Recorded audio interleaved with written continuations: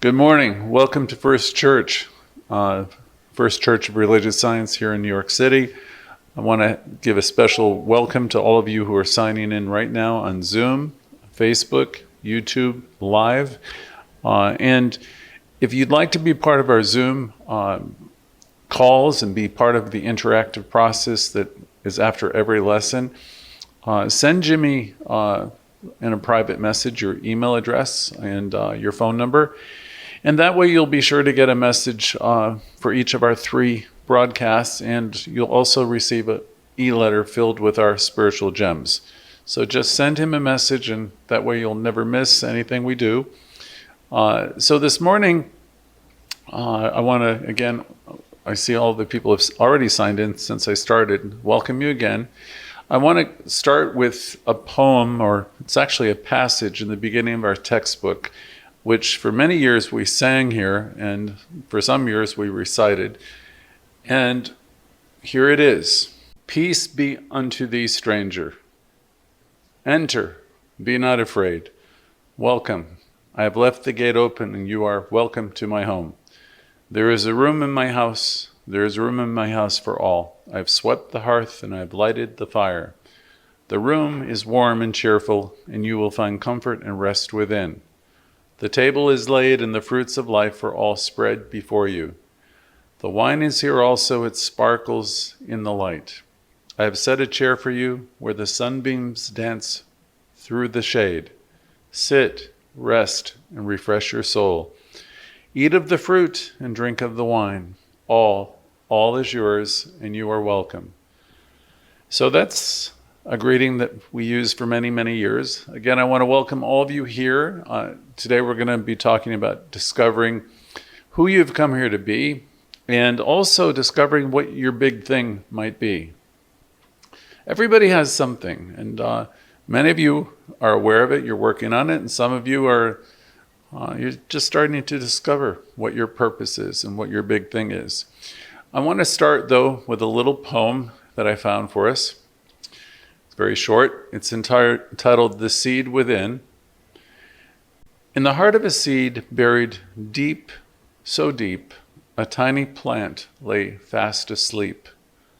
Awake, awake, said the sunshine, and creep towards the light. Awake, said the voice of the raindrops, falling so bright. The plant heard and rose to see what the wonderful outside world might be. So we'll open with that. It starts with seeds and nurturing and light. I have a little traditional folk tale that I'll segue into now before we get into our lesson. And this folk tale is called The Stonecutter. Once in a village, there was a stonecutter, and every single day he toiled hard cutting stones from the mountainside. While he was content with his daily routine, there were moments when he wished for more power and more influence. One day, as the stonecutter worked under the blazing sun, he thought, "How I wish I were the sun.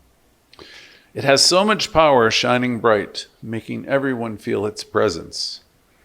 To his astonishment, he found himself transformed into the sun. He reveled in his newfound power, shining so brightly and drying up all the fields. However, soon a cloud moved between him and the earth, casting a shadow and diminishing his power. This cloud, he thought the stonecutter turned sun, has more power than I. I wish I were the cloud, he said. And so he became the cloud, casting shadows and dropping rain over the fields. Yet he noticed that no matter how much he rained, he couldn't penetrate the mountain. This mountain, he thought, is more powerful than I. I wish I were the mountain, he said.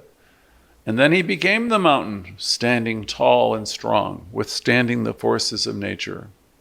However, as he stood tall, he felt a sharp pain on his side. He looked down and he saw a stonecutter chipping away at his base. This stonecutter, he realized, has the power to change my very form. I wish I were a stonecutter, he said. And he found himself back in his original form. One takeaway we can have from the story of the stonecutter is that we're always in the right place, and we may not think of what we're doing in our life as important, but perhaps it is. Maybe we don't know what our purpose is yet. Maybe we haven't realized it. We did a class a few years ago at the center, which was about discovering who we have come here to be. And it was an interesting class. A lot of people got a lot out of it. In the class, we discovered that each of us are individualizations of this God life, this source. Each of us have unique talents. We use these, in the class we used large jumbo index cards, and on one side we listed all of our talents. We listed what we thought we came here to be, our aspirations, our goals. And then on the other side of the card, it was a large jumbo card, we listed and we wrote the things that we thought were getting in our way, that would have been our shadow work. So as a New Thought student, we wake up in this teaching. If you're new, this may be astounding, but we wake up to the realization that we are one with our Creator. Yeah, you are one with the One. And that's an astonishing thing to embrace and to consider. Many of you come out of religions which would suggest God is elsewhere and that you're separate from it. But when you come here, the first thing that we work with is the idea of one power, one energy, one love, one creator, one creative substance. And that substance is within you. It's operating through you. It responds to you. So let's start with that we are one with all that there is. I could say it in many, many different ways. Other lessons would be God is all that there is. So you're a spiritual being having a spiritual experience. You're living and moving and having your existence within this divine substance, and it responds to you. So that's quite a discovery.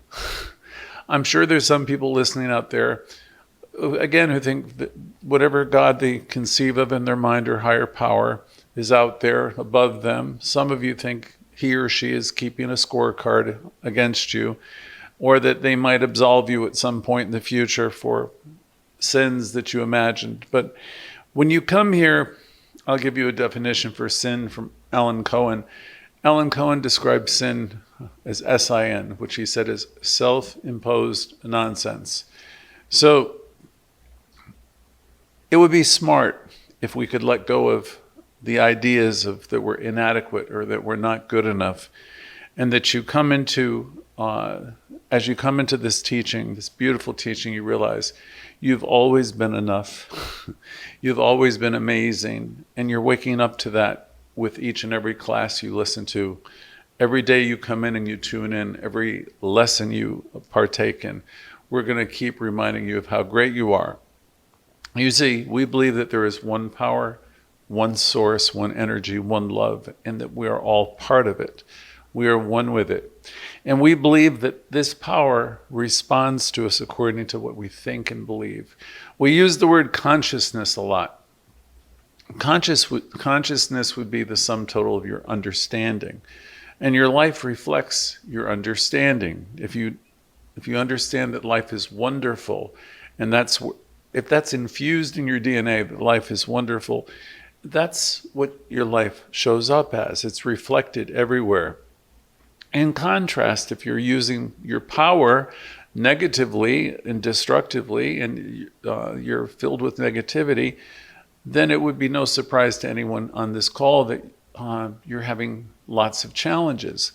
So we come into this class and all classes, and Thursday with Louise Hay's book, You Can Heal Your Life, knowing that we have power and knowing and believing that it responds to us. Reverend Cameron was my first great teacher, and he, very early on, he was one of my mentors, and he said, this power that you have is the best kept secret of the ages. It's the best kept secret of all time. Throughout history, people have sought this power. They've killed for this power. They've They fought wars over this power. And the thing is, whatever they were looking for has always been within them. Recently, Lady V did a talk on The Wizard of Oz. The whole story with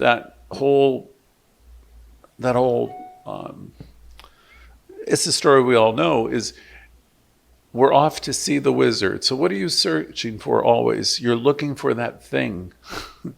And we think it's going to be found in people, places, and things, and it's never found anywhere other than within yourself. And so in that story, in the end, you're clicking your heels and you're saying there's no place like home. There's no place like home. So what we're talking about here is always an inner journey. It's a journey, they say, without a distance, to a place most people never visit. Most of the people are living in the outer world. They're concerned about what they're eating. They're concerned about how they pay their rent. They're concerned about their arguments. They're concerned about everything. Failing to understand that deep at the center of their being, they have everything they could ever need or want. They could make their lives more prosperous. They could have a life that's much more healthy, much more fulfilling. Everything that you need and everything you want is within you, and you have the power. You are one with this power. You have the ability to declare the things that you need in life and align yourself with this power, and you will have them. So awakening to that great thing that's within you is the thing that we do best here. Remembering and forgetting is the game that we play. So we forget a lot. And we get off track quite a bit. The more you stay tuned into lessons like this on Sundays and Thursdays and Wednesdays, we're going to keep reminding you of the power you have and the fact that you are at one with this great life force. Everything you need is within you, and realizing that you're connected to this infinite source, this love of the universe, is a great discovery. Discovering who you have come here to be in New Thought is a big thing, because what it is you're discovering, it's the discovery of self. And once you understand and have a glimpse that you are a spiritual being, you are an eternal being with infinite abilities, it's really quite a thing to realize. So the question for today, when we're talking about self-discovering and finding our power and trying to figure out what we're going to do with it, how we're going to use it, what are you going to do with this great discovery that you're one with this life? What will your vision be? Is there anything within you that you need to express? Maybe it's a big thing, an idea. I was told many years ago by Dr. Tolliver is that we're in the express business. We're here for such a brief period of time. It's a fleeting number of years, and we're here, and we're here to use this precious time. So what's your vision for your own beautiful, glorious life with all the power you have at your disposal? Do you want to waste it? I mean, I'm sure you don't. Do you have, there's a song that I used in a talk recently. I think it was Carole King, I'm not sure. And the lyric is, I haven't got time for the pain. So the idea is, how are you spending your time? You have this self-knowledge, knowledge of self, meaning you know that you are one with the one. You are an individualization of God life. So how are you utilizing this knowledge? And what would you like to do with it? What would you like to create, knowing that you are one with this power? So we're discussing this a bit today. As you think of yourself, what is your gift? What's your great gift? Maybe you're not utilizing it as much as you like, but there's a part of you that knows that there's something within you that's yearning to express itself. What's your thing? What is it within you that you would like to share? What is it within you that longs to express itself in a bigger way? You might not think you have anything of importance to share. You might think that big things are done by other people or reserved for people in history or people you read about in the papers or, historians write about. But that's not the point at all. There's something within everyone. Everyone is an individualization of this source energy, this love. Every single person. So whether they know it or not, whether you realize it or not, you're valuable in life, and life would not be the same without you. Some of you might be thinking, well, if I could do this, or I could do that, if I could do something else, my life would be worthwhile. And really what you're saying to your subconscious is, I'm not worthwhile, because you're conditioning your value upon something you might do. Your value has been established since the beginning of time. You can't value yourself enough, nor can you value the people who are around you. So many of you will look to people and places and things to tell you you're okay. And what we tell you here and we suggest is you go within, you center yourself, and you realize, and you meditate, and you realize who and what you are. We're not here to compare ourselves with other people either. I know people in my own life, or I've been around long enough to know some people who live very, very quiet lives. And I know them to be spiritual giants. One comes to mind right now as I speak, a very humble man. I'm just always honored to be in his presence whenever I have the opportunity. I know the good. I have an inkling of the good that this human being does in the world. There are people in life that are major lifters. When you come into this teaching, the question was asked of me many, many years ago, do you intend to be a lifter? Do you intend to be one of the ones that are lifting life up? And you do that by the transformation of your own consciousness. The people I know like that do what they do very anonymously. They would really not want to be known. They just do what they do because they are who they are. And they help a lot of people, and they lift us all up. It's an inspiration for me every time I see them, one in particular. There's another one that's coming to mind now too. So the question comes back always to us though.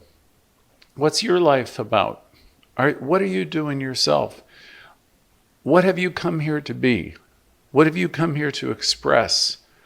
What's your big thing? What's your gift? It's a good question if you don't have one to start asking yourself, because I happen to know that everyone on this call is part and parcel of this God life, and you have within you every kind of tool imaginable. So it's not enough for me to know it about you. It's something for each of us to consider individually.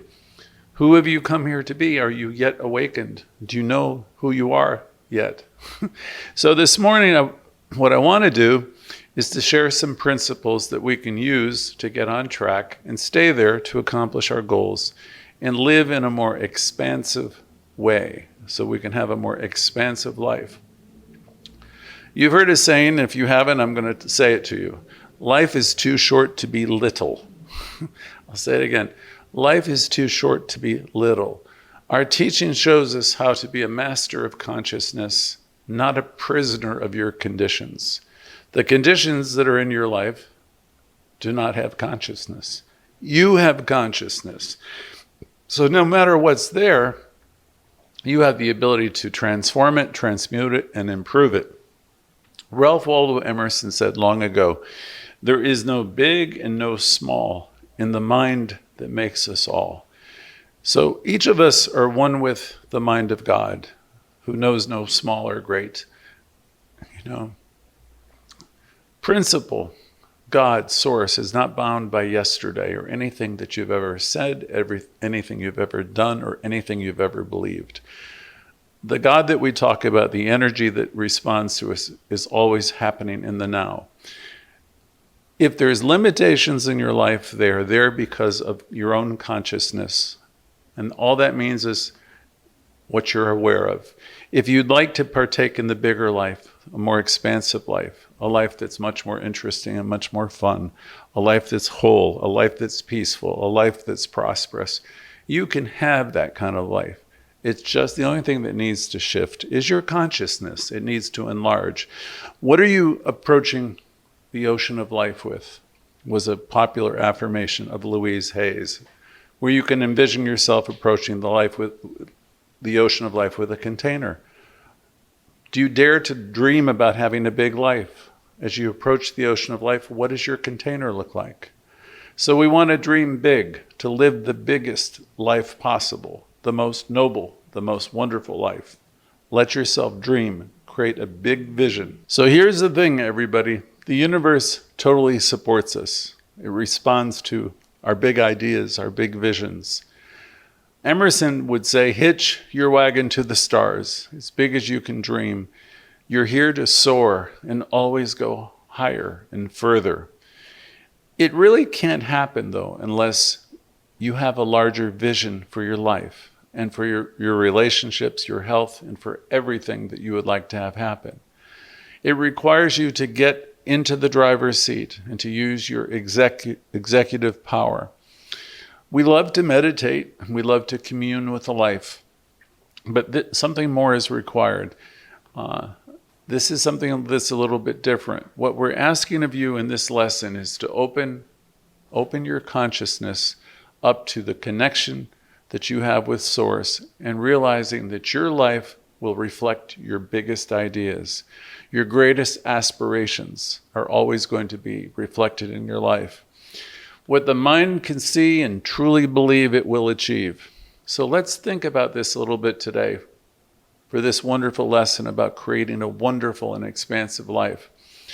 One of my good friends always said to me that this is not a dress rehearsal, this life I'm living. And I smile whenever I hear the phrase, because I remember the circumstances all too well when this friend told me. This was a friend who really only had a couple more months to live, and his message was very clear. Live, live, live, and appreciate everything, appreciate everyone. That's a lesson that's been with me for many years, and I appreciate those people. Now I appreciate those people who are a pain. We'll say a pain in the butt. I appreciate people sometimes, that are difficult, because we learn here to live with appreciation.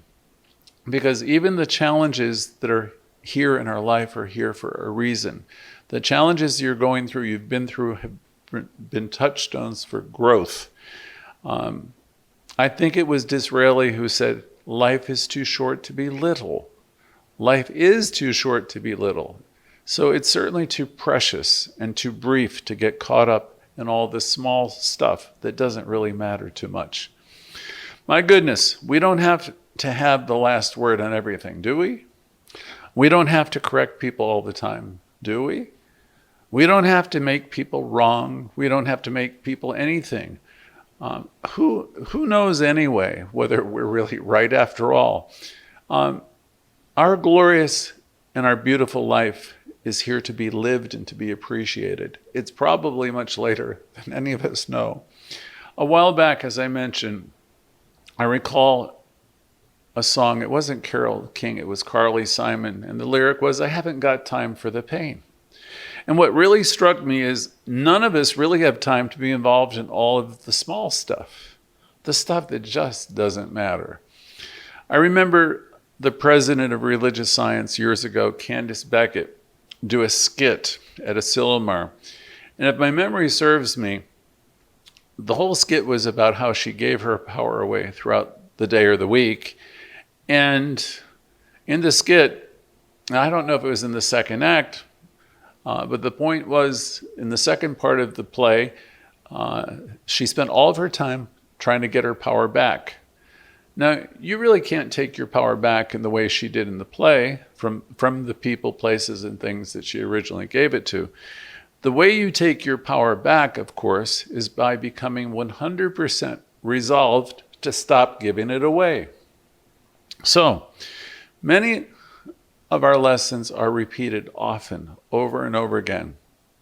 And what I always say, I borrowed from Ram Dass, which was be here now. Always be here now. As soon as you see yourself lamenting anything from yesterday, any conversation, any resentment, bring yourself into this glorious instant, to this new moment, and allow yourself to be fully present, to be here now.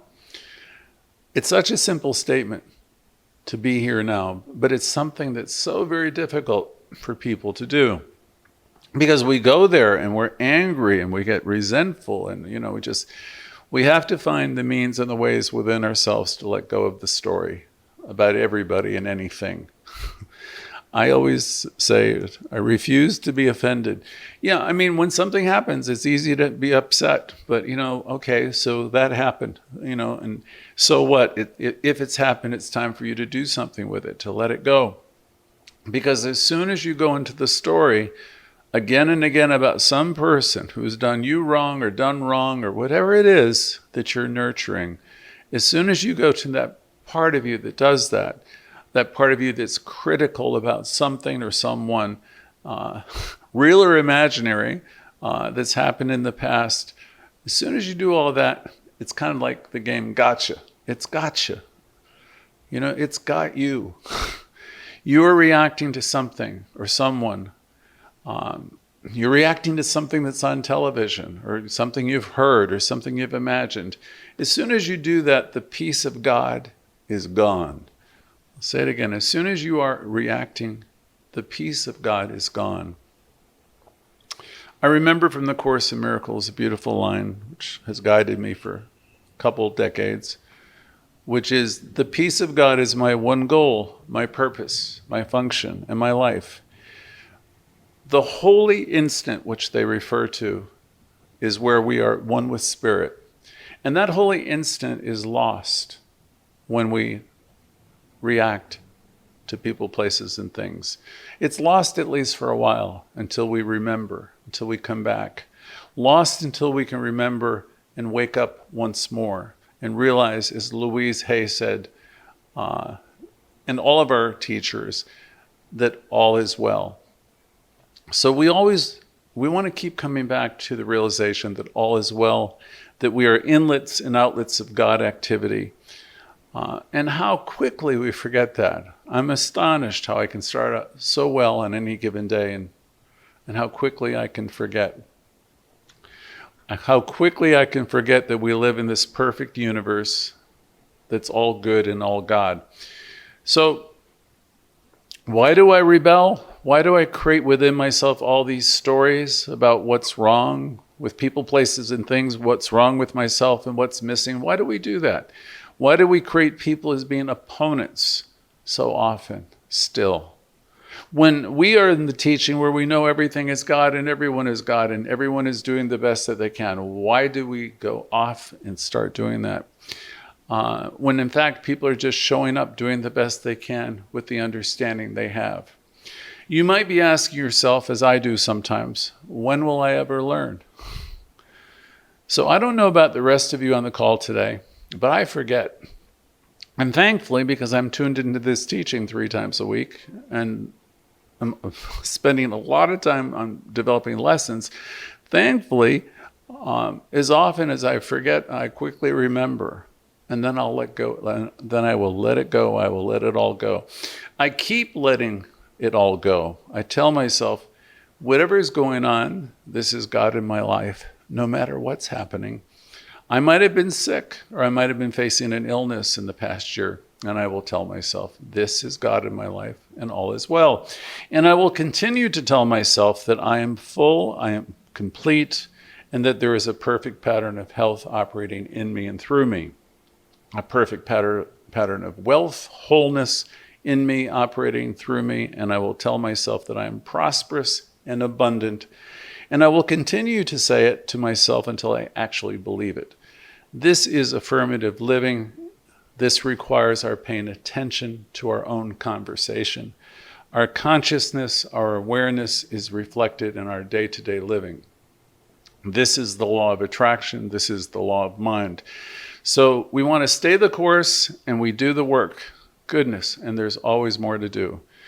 We came into this earth fully equipped to experience this wonderful life and to learn the lessons that we have come here to learn. Often it seems like it's too much. I'm aware of that. I listen to the pain. I have had my own. I've come to understand that we come fully equipped and that we have everything we need, that there is power that's in us responding to us. There's a life force within us that's operating through us. When I was younger, I was flying solo quite a bit, like many of you. somewhat like the prodigal child. We all know the story where we're born into the kingdom where everything is ours, but for some strange reason, we go off and we do what we do. Each of us, though, are an individualization of this God energy. So we were born into this kingdom, but in any event, as we were socialized as children, we have forgotten a lot. We came in knowing our majesty, but we were socialized and we forgot a lot. And we took on the beliefs of our parents, our families, and we took on a lot of information that wasn't particularly truthful or helpful. And that information sometimes gets in the way, as adults, and eventually we will free ourselves of it. We take information from our particular families, our groups. It's called race consciousness, or the consciousness of the human race. But I'm here to tell each and every one here, we all came here with a purpose. We all came here with a reason. And we're here to figure it out and to live this life in a bigger and more expansive way. You didn't come here to live your parents' life. You came here to live your life. You came here to live your best life. You came here to live your own big, glorious, wonderful, creative life. This teaching, our beloved teaching, and our beloved Louise, things we teach could be a source of frustration, because when we look at our lives, we might observe that we spend a lot of time on things that don't matter too much. We fritter away our time with small stuff. We're doing things that are trivial. You, and I mean everybody on this call, have a great mind, such a great mind, and you can be entertaining great thoughts and communing with great ideas. You have the ability to listen to and read brilliant people, and you have the ability to do things and listen to people that will lift you up to such a high place, lift yourself up in so many ways. So there are so many wonderful things that you can do that will expand your consciousness. We have the ability to become healthier, more clear, more loving, more prosperous. There's nothing denied you. You exist as pure potential. I often refer to another teacher, Dr. Bill, who used to say, you live in a time where you can commune with the greatest minds that have ever lived. And you can. The question is, why don't we? Why don't we make a greater effort to assume some of the virtues that Franklin spoke of? For example, being more loving, more generous, more forgiving. We can lift ourselves up by reading or by listening to some of these great thinkers. We can communicate with bigger and more expansive ideas. If we do this, what you're doing is lifting your own consciousness up to the stars. You can lift yourself up in such a way that you will walk into an entirely different life. You'll walk from one world into another. So you have the power. You have tremendous power. But why do you? But many of us, again, get involved in the trivial arguments, don't we? Sometimes we fight with people over things that make absolutely no sense at all. Here you are with this precious life, with power beyond your knowing, and such a brief life that you could be soaring and appreciating life in all of its richness, and we find ourselves squabbling over things that don't matter. We let ourselves get caught up in things that don't matter even to us, if we want to be honest about it. 12-step programs used to say, live and let live. It's such a simple idea, and it's so brilliant. Why do we want to get ourselves into a place where we are reacting to other people? Why do we do that so much? One of my ministerial friends say that we do this because we don't have sufficient emotional intelligence to know that that's not what our life is. The suggestion for this morning is to stop all the trivial pursuits. The suggestion for this morning is to remember the truth. Remember that you live, move, and have your being in divine substance that has to respond to you. You don't have to understand why you've done all the things you've done habitually. You don't have to do anything other than drop it. Forgive yourself, forgive others, and start a new day and a new moment. Say to yourself, I release the need for this, I release the need for that, I release the need for this person. It doesn't serve me in any way. You don't have to make anybody an enemy either, because with this teaching, you know that everyone's doing the best they can with what they understand. So what they're doing really shouldn't concern you. I don't like using the word should. People are where they are. So let them be. Let them be. You may love them, but you also understand that they are evolving in light, and they are wherever they need to be, in the same way you are and I am. We trust the process of life that operates within us and that operates in them as well. The suggestion for today, if you want to be living a bigger and better life, an expanding life, is to withdraw your criticism, withdraw your gossip, withdraw all the interest you have in what other people are doing and saying about you, and move on to something that's important to you with your own wonderful and precious, extraordinary life. So we got to get to what our big thing is, at least for a moment. You might be shaking. There he goes again with these questions, because I haven't really thought about what my big thing is. Some of you, of course, have been involved with vision boards and creative visualization, and you have fairly well-defined ideas of what your big thing is or what your vision is. If the concept is altogether new to you, it's something for you to consider, something to meditate over. And I would suggest starting with a journal or creating a vision board, and it'll start to get clearer and clearer to you sooner. Just start the process. For the rest of us, how are you going to do your big thing? What are your plans? What actions do you think you need to take? You might think you don't have time. See, as I get older, people are telling me, I don't have time. That's a big story. You could argue that you're older and you can't do this, or it's too late, or any of that stuff. But I would counter that argument by saying you are wiser now than you have ever been at any time in your life. You have greater self-understanding now than you have had at any other time. With all of this, I want to say each of us are inlets and outlets of God activity. And we're grateful that we know what we know. We can say, starting here and starting now, I'm creating a wonderful life, and a life that's going to make a great difference. So with your great vision, with your idea for yourself, start here, start now, and say, I have something to offer. I am creating a wonderful life now, a life that makes a great difference. There's every kind of example of people who have started their lives over and done big things in their 50s, 60s, and 70s. We've recently done 3 or 4 talks on some of these individuals, and I don't have time today to go over them again, but there's 8 or 9 people, there might be 10 that we've recently spoken of. When it comes to discovering your big thing, it doesn't necessarily mean that you have to be worldly known. As I said before, a couple of the people I admire the most do so much, and they would never want anybody to know that what they're doing. They do what they do because they love doing what they do. Your big thing could just be being a fantastic mentor to a person whose life that will be forever altered because of you. It can be something that will be or it can be something that would be very successful financially. It could be something that will be simply a great thing. It could be something that's simply meaningful to you.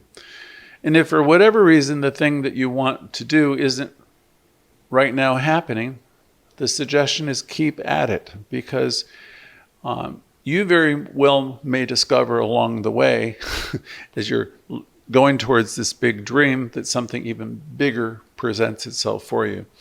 You've heard before that life happens while you have made other plans. I'm sure most of us have found discoveries along the way that have surprised us and brought us great joy. So definitely do your meditation, commune with Spirit, and nurture your big ideas. And always be open to the guidance that you have from within. And I would prefer to say, be open and receptive to the guidance.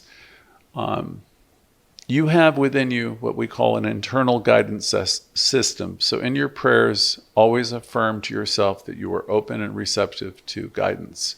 The spirit within you will never fail you. It is limitless. The power is limitless. You are part of it and you can use it. Think great thoughts, think wonderful ideas, expansive ideas, because it will respond to you. If you think about Thomas Edison, some people recall that he failed over 1,000 times before he discovered the light bulb. Others say he failed 10,000 times, and I don't know what is the true number. But imagine if it were you or me. Do you think you'd continue on 1,000 times? Or, would you keep working on it till you succeed? I remember other examples of people who have this stick-to-it, they just stick at it. And it'll always pay off. And because of people like that, the world is better for it. The trick, if there is a trick, and it's probably not good even to call it a trick, but the thing that's most important is to keep turning within. Keep pursuing your dreams. Keep pursuing the things that give you excitement and that stimulate your passion until whatever it is demonstrated in your life. You're moving towards your heart's desire, and you can expect great things if you have great goals and vision. You will demonstrate your desire or something far better. This is the way it works. I'll spare you the stories today about all these people because I've already told you about them. There are other people that I was going to talk about today, but I think at this point it's a good time for us to turn it over. The story I was going to tell you, I won't go into the whole thing, was the story of Jay-Z, who started, he grew up in New York, and he had a tough time of it, but he's turned out to be a great success. He's a billionaire, and the whole thing with him is just by staying with his goals. And that's a story that I think I'll do a lesson on another week. So it doesn't matter whether you're 8 or you're 88, this urge that you have within you to be authentically yourself is important. It's not just to exist, but it's to truly live. It's not satisfying playing small or trying to fit in to somebody else's prescribed mold for your happiness or your joy. It's not enough just to live that way. Deep within every one of us, there is spirit, a guiding force that's continually wooing you and trying to offer you insights, suggestions, guidance, answers. This spirit is the essence of who you are, and it wishes nothing more for you and for me to live our truest life in greatest expression. Many of us often find ourselves yearning for something greater in life, and rightfully so. None of us want to journey through life only to look back on our lives with great regret and feeling that we haven't lived and fully expressed ourselves. Khalil Gibran, one of my favorites, beautifully captures this sentiment when he says, life is longing for itself. Yes, you are part of life, and it's longing for itself, and it's longing to express through you. So please let it. The journey to realization is one we must undertake ourselves. We can seek guidance and support from others, but only we can walk our own path and experience our own challenges and savor our own victories. In pursuit of true success, it's essential to understand that life is fleeting. To spend it on trivialities, judgments, and anger is to miss the grandeur that you could really be having and becoming.